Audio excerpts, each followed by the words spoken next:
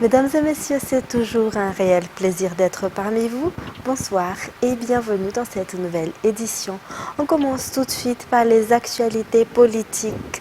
Les pouvoirs du gouvernement collégial exerçant les fonctions de chef d'État par intérim sont circonscrits aux attributions présidentielles courantes et aux affaires constituant la poursuite normale d'une procédure engagée avant la démission du président de la République.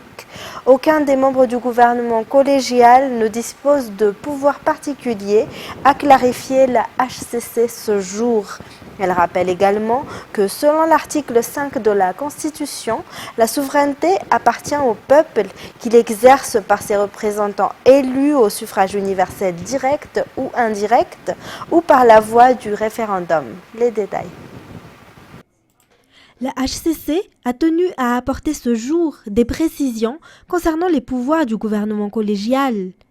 L'article 52, alinéas 2 et 3 de la Constitution dispose que dès la démission du président de la République, les fonctions du chef de l'État sont exercées par le président du Sénat. En cas d'empêchement de ce dernier, les fonctions de chef de l'État sont exercées collégialement par le gouvernement. Compte tenu de la renonciation à l'exercice des fonctions de chef de l'État par intérim pour des raisons personnelles par le président du Sénat, la Haute Cour constitutionnelle a confié les fonctions de chef de l'État par intérim au gouvernement collégial. Il convient toutefois de distinguer le gouvernement exerçant collégialement les fonctions de l'État par intérim du gouvernement exerçant ses attributions dévolues par la Constitution dans le cadre de la gestion des affaires de l'État. En sa qualité de chef du gouvernement, le Premier ministre est le chef du gouvernement collégial et préside le Conseil des ministres.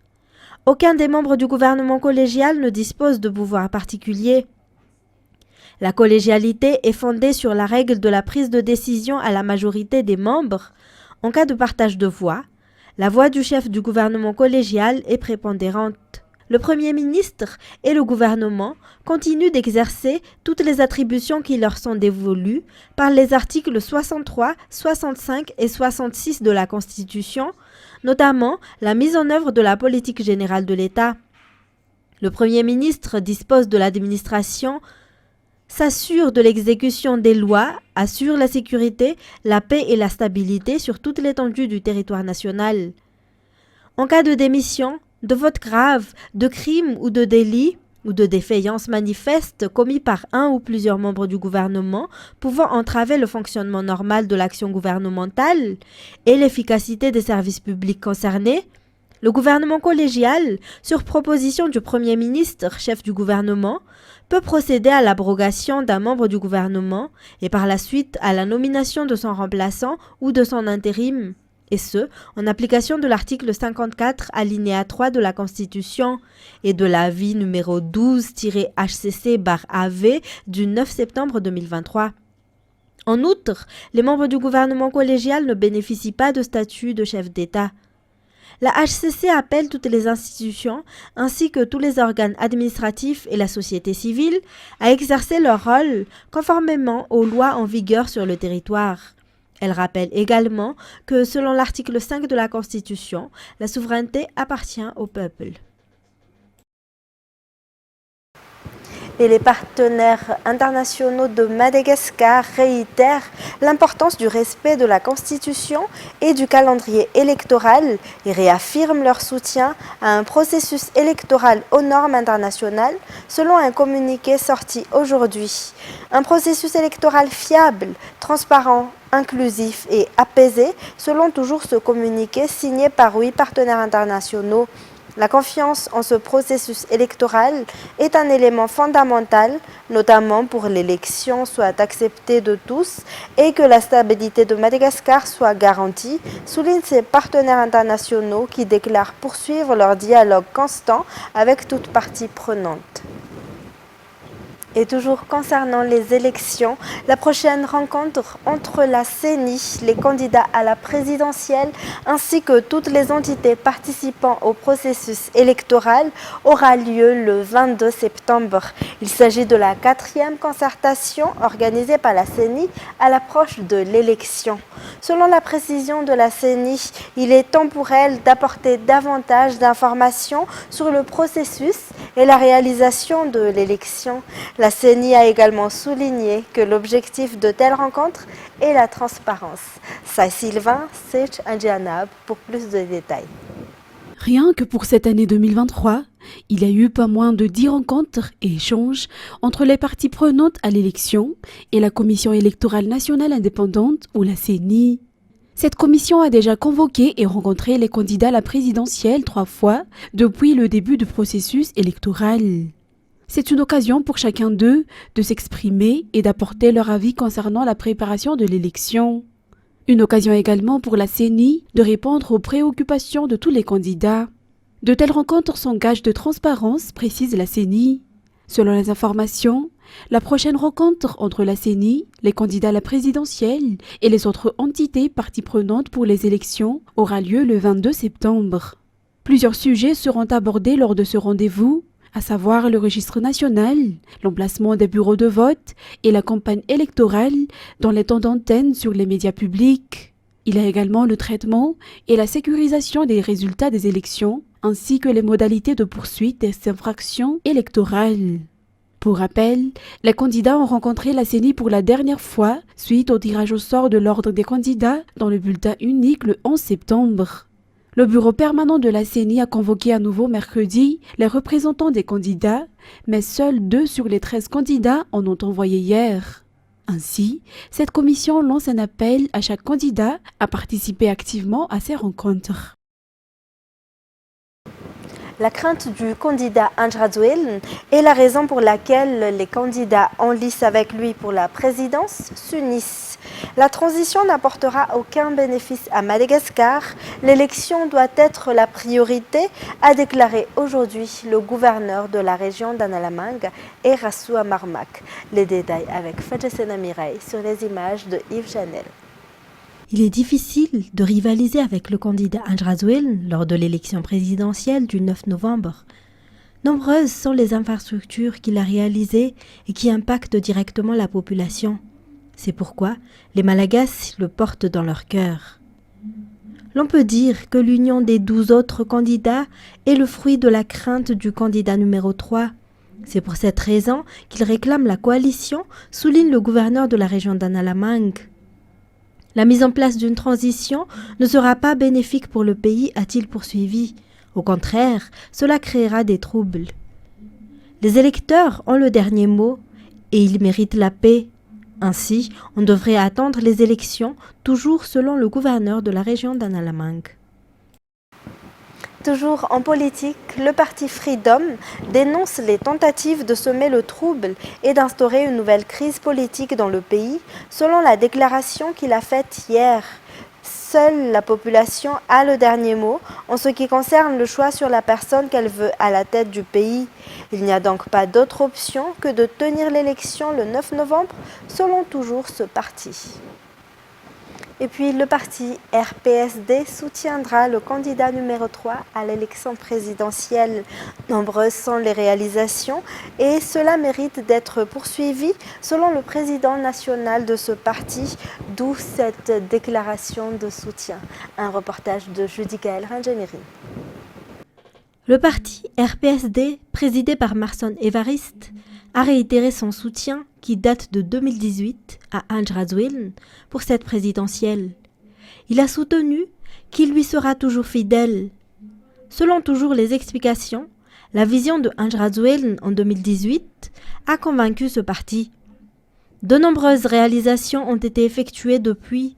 Toutefois, il reste des promesses non réalisées, d'où ce soutien indéfectible du parti. Marson Evariste, le président national du parti, condamne les candidats qui ont déposé leur candidature et qui pourtant sont contre les élections. Par ailleurs, le parti RPSD souligne qu'il fait confiance à la HCC. Marson Evariste a tenu à préciser que le parti qu'il préside est le RPSD, à ne pas confondre avec le parti PSD. La durée du mandat du président de la République est de 5 ans. Le 19 janvier 2019, le président de la République, Anjradouel, a prêté serment et la prestation de serment du prochain président de la République élu met officiellement fin au mandat du président de la République. Pour respecter la Constitution, Il a démissionné 60 jours avant les élections.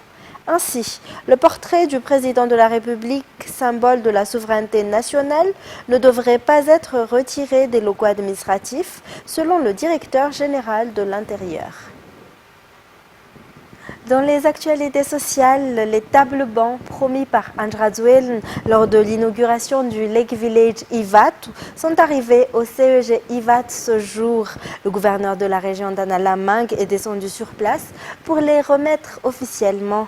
Il a été accompagné du député IRD élu dans le district d'Amboudjachim et du maire de la commune d'Ivat. Fin de scène Mireille, Yves Janel.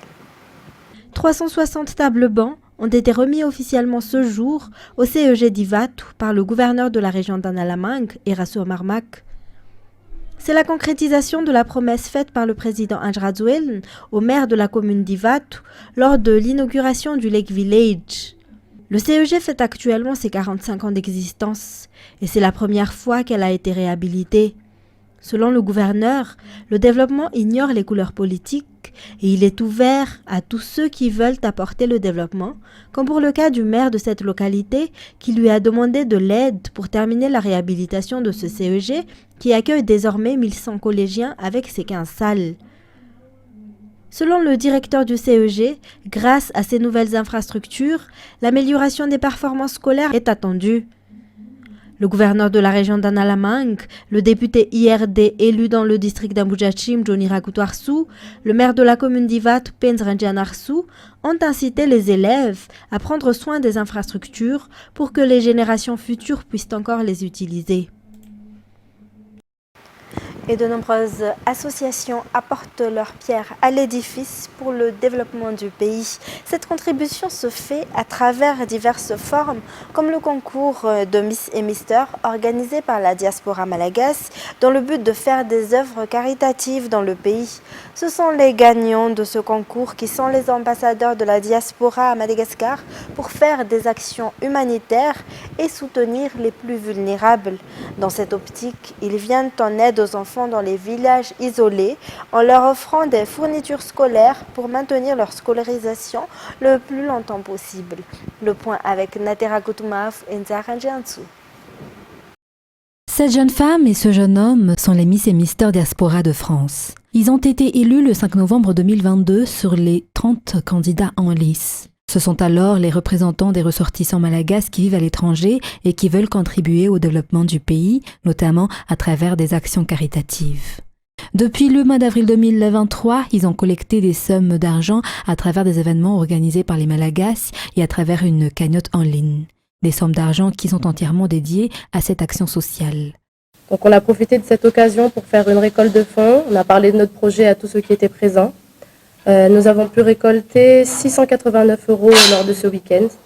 Pendant la soirée de l'indépendance, le 26 juin, nous avons récolté 469 €.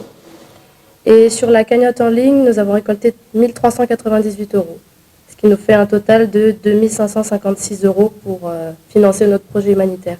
Donc avec ce qu'on a récolté, on a acheté des fournitures scolaires, ce qui contient le cartable, la trousse, tout ce qu'il y a dans la trousse, donc stylo, crayon de couleur, gomme, ardoise.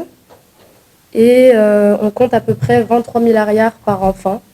Donc avec ce qu'on a pu récolter, on peut distribuer à peu près des fournitures à 400 enfants. La cagnotte, tout ce qu'on a récolté au niveau des dons servira uniquement pour les enfants. Ça ne sera pas pour notre confort. Tout a été pris en charge par les sponsors et les partenaires. Le but de cette œuvre caritative est de maintenir la scolarisation des enfants vulnérables, surtout dans les villages les plus reculés de Madagascar. Pour cela, l'association travaille de près avec l'État à travers le ministère pour identifier les sites selon les explications.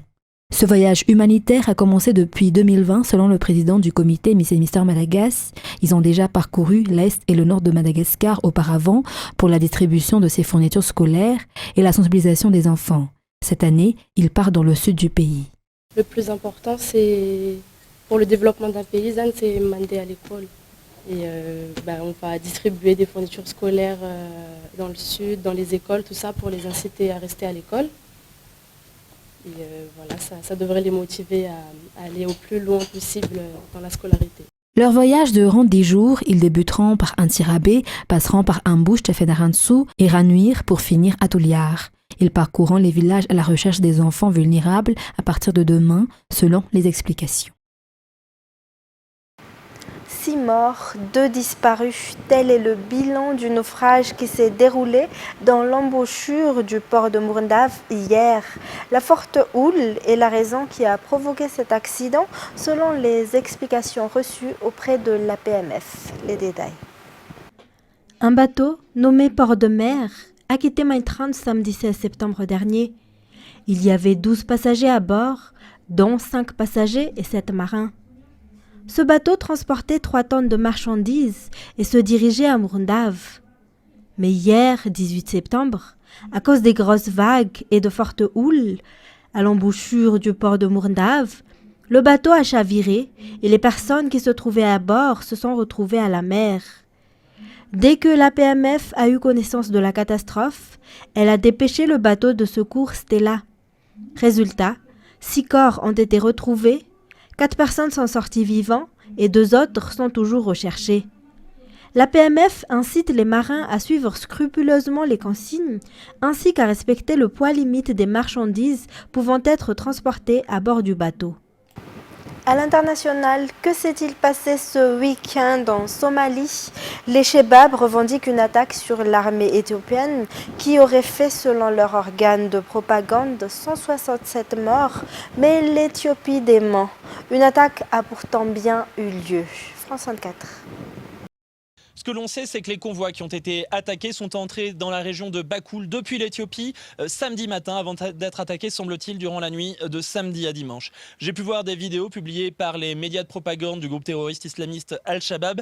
Elles montrent des soldats éthiopiens morts, allongés sur le sol. Elles montrent des véhicules qui ont été capturés par Al-Shabaab. Et ces vidéos affirment que 167 soldats de l'armée éthiopienne ont été tués. Mais voilà, il est impossible de confirmer ce chiffre puisque Al-Shabaab exagère systématiquement le nombre de morts lors de ces offensives et l'armée éthiopienne et somalienne ont refusé de donner des chiffres exacts quant au nombre de victimes. En revanche, ils ont affirmé, les Somaliens, à certains journalistes somaliens qu'une 50aine de membres du groupe terroriste ont été tués lors de l'offensive. Alors pourquoi l'armée éthiopienne est-elle présente sur le sol somalien à l'heure actuelle? Eh bien, elle participe à la mission de l'Union africaine pour lutter contre le groupe terroriste islamiste et il y a à l'heure actuelle une offensive contre le groupe Al-Shabaab qui est en cours. Elle a démarré en août 2022. Elle entre dans sa deuxième phase. L'objectif, c'est d'attaquer le sud du pays, une région que contrôle le groupe islamiste depuis des années.